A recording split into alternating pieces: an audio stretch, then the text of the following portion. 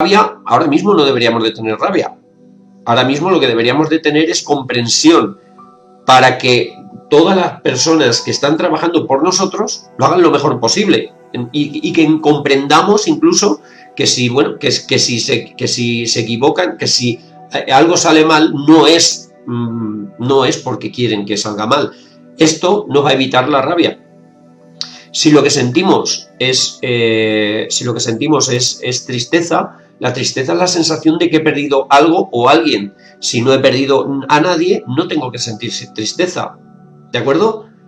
Fijaros que lo que vamos a es desglosando un poquito lo que es el miedo, lo que es el ataque de pánico.